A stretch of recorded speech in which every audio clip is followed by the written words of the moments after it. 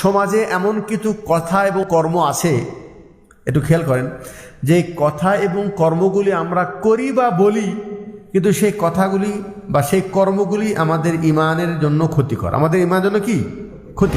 বৃষ্টি হওয়ার পর যে ব্যক্তি বলেছে যে এটা অমুক তারকা বৃষ্টি দিয়েছে, অথবা সে বলেছে অমুক তারকার কারণেই বৃষ্টি হয়েছে, মানে বৃষ্টি হওয়ার কারণটা কি এই তারা যদি না উঠতো তাহলে বৃষ্টি হতো না। ওই ব্যক্তি বলেছে যে এই তারকার কারণে বৃষ্টি হয়েছে, রসুল বলছেন সে তারকার প্রতি ঈমান আনলো, আল্লাহকে অস্বীকার করলো। আপনি যদি মনে করেন যে আমি এখানে যা কিছু করছি আমার পীর সাহেব কবরের মধ্যে বসে থেকেই আমার বিষয় সম্পর্কে অবগত, তাহলে কিন্তু আপনি পুরাটা শিরিক করলেন। কোনো একটা বিষয় নিয়ে আপনি ভাবতেছেন, চিন্তা করতেছেন, আর এমতো অবস্থায় আপনার বাড়িতে যে টিকটিকি ছিল ওই টিকটিকি বলছে ঠিক ঠিক, আর তখন আপনি মনে করেন হ্যাঁ আমি যে কল্পনা করতেছি তাহলে এটা ঠিক। বরং এই ধরনের আকীদা এবং বিশ্বাস রাখে যে আমার চিন্তাকে যদি টিকটিকি ঠিক ঠিক বলে তার মানে হলো এই চিন্তাটা ঠিক, এই চিন্তাটা কি ঠিক। এখন যারা এই ধরনের আকীদা রাখে তারা কি বোঝে যে তারা শিরক করতেছে? এটাকে বোঝে ভাই? এই ধরনের অসংখ্য শিরক এখন মুসলমানদের কর্ম থেকে প্রমাণিত হচ্ছে এবং মুসলমানদের কথা থেকে বের হয়। মুসলমানদের কথা থেকে কি বের হয়? আত্মাহারিক টিভি, ওহির আলোয় উদ্ভাসিত জীবনের জন্য। আলহামদুলিল্লাহি রাব্বিল আলামিন, ওয়াসসালাতু ওয়াসসালামু আলা আশরাফিল আমবিয়া'i ওয়াল মুরসালিন নবিয়িনা মুহাম্মদ ওয়া আলা আলিহি ওয়া আসহাবিহি আজমাইন, আম্মা বা'দ। আউযু বিল্লাহি মিনাশ শাইতানির রাজীম। قل أفرأيتم ما تدعون من دون الله إن أرادني الله بضر هل هن كاشفات ضره أو أرادني برحمة هل هن ممسكات رحمته قل حسبي الله عليه يتوكل المتوكلون। সূরা জুমার 38 নম্বর আয়াত। সমস্ত প্রশংসা আল্লাহ সুবহানাহু ওয়া তাআলার জন্য। অসংখ্য কোটি দরুদ ও সালাম বর্ষিত হোক প্রিয় নবী মুহাম্মদুর রাসূলুল্লাহ সাল্লাল্লাহু আলাইহি ওয়াসাল্লামের। আজকের বিষয় একটি গুরুত্বপূর্ণ এবং সূক্ষ্ম বিষয়। সেটা কি? মানুষ কিন্তু আকীদার কারণে, বিশ্বাসের কারণেই একজন ব্যক্তি মুসলিম হয় আর আরেকজন কাফের অথবা মুশরিক হয়ে যায়। এটা এমন কোনো জিনিস নয় যে বাজারে কিনে পাওয়া যায়, মোমেনরা আলাদা কিনে নিচ্ছে মুশরিকরা আলাদা কিনে নিচ্ছে, তা না। এটা হলো আকীদার বিষয়, এটা হলো বিশ্বাসের বিষয়, ঠিক আছে? আর আকীদার বিষয়টা অতি সূক্ষ্ম বিষয়। সূক্ষ্ম মানে হলোই অনেক সময় আকীদা থেকে মানুষ সরে যায়, বিচ্ছিন্ন হয়ে যায়, সামান্য একটুখান চিন্তা এবং পরিকল্পনার ভিন্নতার কারণে কখনো কোনো মানুষ বুঝতেই পারে না যে তার আকীদা কখন নষ্ট হয়ে গেল অথবা আকীদার মধ্যে কখন তার বিঘ্নতা ঘটল। কে বললাম? একজন ব্যক্তির, আমি মনে করি যে এই পৃথিবীর সবচাইতে গুরুত্বপূর্ণ এবং সূক্ষ্ম বিষয় হলো আকীদা। আকীদা বিশুদ্ধ হলে সে জান্নাতি, নাকি? মান মাতা লা ইউশরিক বিল্লাহি শাইআন দাখালাল জান্নাহ। যে ব্যক্তি মারা গেলেন ওই ব্যক্তির আকীদা ঠিক আছে। আকীদা কি আছে? আকীদার মধ্যে কোনো ত্রুটি আসে নাই, ওই ব্যক্তি নিশ্চিত জান্নাতে যাবে, হয়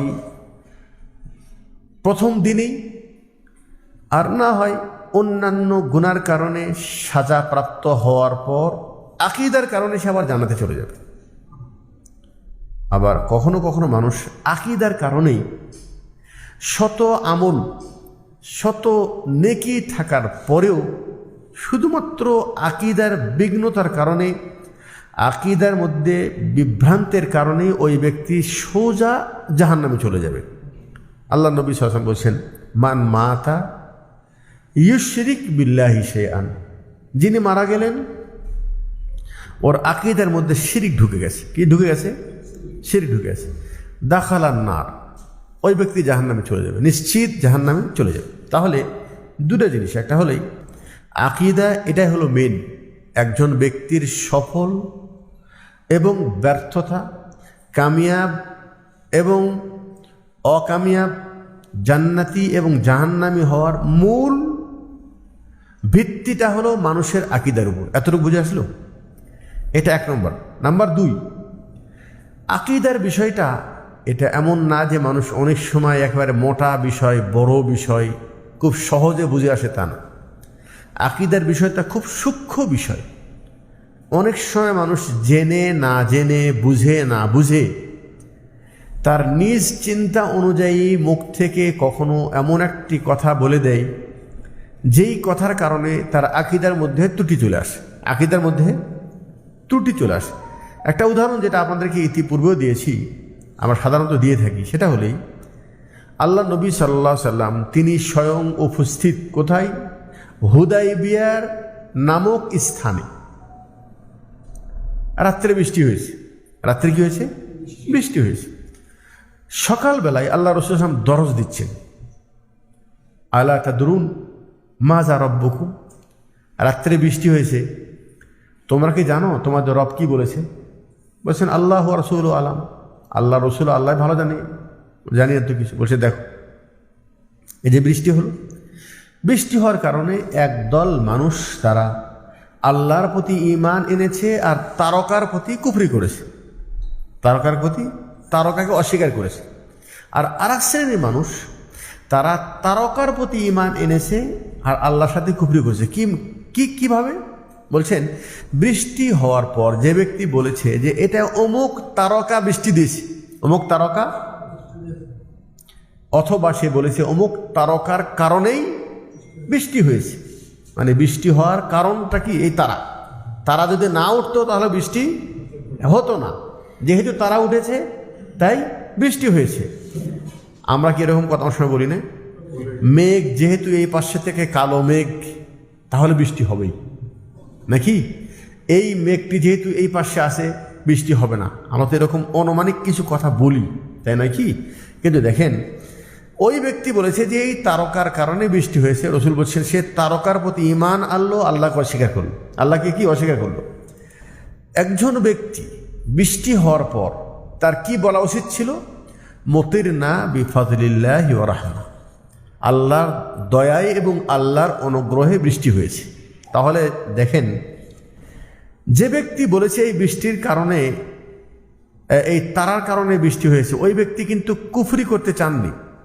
সে যদি কুফরি করতে চাইছে, সে শিরিক করতে চাইছে, সে অজান্তে এরকম একটি কথা মুখ থেকে বলে দিয়েছে। তো আজকের সাবজেক্টটা হলো এই যে আমরা আকীদা নিয়ে আসলে লেখাপড়া করি না, আকীদা নিয়ে বোঝার চেষ্টা করি না।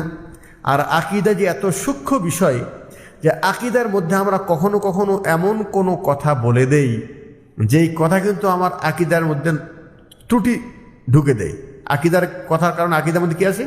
ত্রুটি চলে আসে। আমরা কিন্তু সেরকম কথা অনেক সময় বলে দেই, বুঝি না যে আমার আকীদার মধ্যে ত্রুটি হয়ে গেল। কথা বুঝতে পারছেন তো? আমি এটা শুধুমাত্র একটা ভূমিকা দিলাম, দুটা কথা বললাম। একটা হলেই যে মানুষের জন্য আকীদার বিশুদ্ধ হওয়া এটা অত্যন্ত গুরুত্বপূর্ণ বিষয়। আকীদার মধ্যে যেন কোনো ত্রুটি না ঢোকে। আর আকীদার বিষয়ের অত্যন্ত সূক্ষ্ম বিষয়। মানুষ অনেক সময় জেনে বুঝে ভুল করে, আর অনেক সময় না জেনে ভুল হয়ে যায়, সে নিজে বুঝতে পারে না, নিজে বুঝতে পারে না। যার একটা উদাহরণ দিলাম। আজকের আলোচ্য বিষয় সেটা হলো এই যে আমাদের মাঝেও সমাজে এমন কিছু কথা এবং কর্ম আছে, একটু খেয়াল করেন, যে কথা এবং কর্মগুলি আমরা করি বা বলি, কিন্তু সেই কথাগুলি বা সেই কর্মগুলি আমাদের ঈমানের জন্য ক্ষতিকর, আমাদের ঈমানের জন্য কি ক্ষতিকর। যেমন আমি যদি আপনাকে জিজ্ঞেস করি আপনি কেমন আছেন, আপনি কেমন আছেন, ঠিক আছে? আপনার বলা কি উচিত? আলহামদুলিল্লাহ, ভালো আছি। আলহামদুলিল্লাহ, আমাকে ভালো কে রেখেছে? আল্লাহ তাআলা। এই জন্য প্রশংসা আল্লাহর জন্য। আর আপনি সেটা না বলে বলছেন আপনাদের দোয়ায় আমি ভালো আছি। কি বললেন? আপনাদের দোয়ায় আমি ভালো আছি। আমরা বলি কি বলি না? এটা কি একজন বলে নাকি অধিকাংশ মানুষ বলে? যারা এটা বলে তারা কি এটা কি খারাপ মনে করে বলে? আল্লাহর সাথে কোনো কুফরি করার জন্য বলে? শিরক করার জন্য বলে? তারা বলে যেহেতু মুসলমানদের দোয়া মুসলমানের উপকারে আসে, মুসলমানের দোয়া মুসলমানের কি উপকারে আসে। একজন মুসলিম আর একজন মুসলিম ভাইয়ের জন্য দোয়া করবে, এটাই স্বাভাবিক। রাসূল সাল্লাল্লাহু আলাইহি ওয়াসাল্লাম বলেছেন, যদি কোনো মুসলিম ভাই অপর মুসলিম ভাইয়ের জন্য দোয়া করে, আল্লাহ তাআলা বলে যে তোর এই দোয়া কবুল করলাম, কিন্তু তোর ওই ভাইকে এই দোয়ার ফলাফল দেওয়ার আগে তোকে আগে দিলাম, তারপর ওকে দিলাম। তার মানে অবশ্যই আমরা একে অপরের জন্য দোয়া করব। আর এই দোয়ার জন্য, এই দোয়ার ফায়দা হলে এই যে এই দোয়ার ফল আমি আগে পাবো, তারপরে আমার ভাই পাবে। এবং অন্যের জন্য দোয়া করলে দোয়া কবুল হয়, অন্যের জন্য দোয়া করলে দোয়া কি কবুল হয়। এখন আপনি যে ভালো আছেন, ভালো রাখার মালিককে আল্লাহ তাআলা। কিন্তু আমি কি বলছি, আমার উচিত ছিল সেই আল্লাহর শুকরিয়া আদায় করা, কিন্তু আমি সেটা না বলে বললাম যে আপনাদের দোয়ায় আমি ভালো আছি। দোয়ায় আমি কি ভালো আছি। তো যেই নিয়ামতের নিসবতি আল্লাহর দিকে করা উচিত ছিল, সেটা আপনি আল্লাহর দিকে না করে মাখলুকের দিকে করলেন। আমার মনে হয় এখন কথা বুঝাতে পারি নাই। একটু আগে বৃষ্টি হলো, বৃষ্টির নিসবত করা দরকার ছিল আল্লাহর দিকে, করলো তারকার দিকে। এটা কি হলো? কুফরি হলো, আল্লাহর সাথে শিরিক হয়ে গেল। তো আল্লাহ আপনাকে সুস্থ রেখেছে, আল্লাহ আপনাকে ভালো রেখেছে, আপনি বলবেন যে আল্লাহর দয়ায়, আল্লাহর রহমতে আমি ভালো আছি, অতএব আল্লাহর জন্য শুকরিয়া। আপনি এই আল্লাহর দয়ার নিসবতটা আল্লাহর দিকে না করে বলেন আমি আপনার দয়ায় ভালো আছি। এটাও কিন্তু শিরকের দিকেই মানুষদেরকে নিয়ে যাচ্ছে, এবং এই কথার ভিতরে কিন্তু শিরিক রয়েছে। শিরিকের পরিপূর্ণ শিরিক না হলেও শিরিকের গন্ধ আছে। শিরিকের কি আছে? গন্ধ আছে। তারপর আপনি বলেন আচ্ছা ভাই আমি চলে যাচ্ছি, আল্লাহ কি নাম, আপনি ভালো থাকুন। আপনি কি থাকুন? ভালো থাকবেন। আচ্ছা, ওই ব্যক্তি সবাই কি নিজেকে ভালো রাখতে পারবে? সবাই তো নিজেকে ভালো রাখতে চায়, ভালো থাকতে চায়। ভালো কি নিজে আমরা ভালো থাকি নাকি আমাদেরকে আল্লাহ ভালো রাখে? তাহলে আপনাকে এটা না বলে যে আপনি ভালো থাকেন, আপনার যদি এটা বলতাম যে আল্লাহ আপনাকে ভালো রাখুক, আল্লাহ আপনাকে ভালো রাখুক, তাহলে আপনার জন্য কিন্তু ভালো থাকার দোয়া হলো, এবং আমরা এই ভালোর নিসবতটা আল্লাহর দিকে করলাম, আল্লাহর দিকেই করলাম। আর যদি বলেন আপনি ভালো থাকেন, আপনি ভালো থাকবেন, তার মানে হয়ে ভালোর দায়িত্বটা, যেই নিসবতটা আল্লাহর দিকে করা উচিত ছিল, সেটা আপনি মাখলুকের দিকে করলেন, মাখলুকের দিকেই করলেন।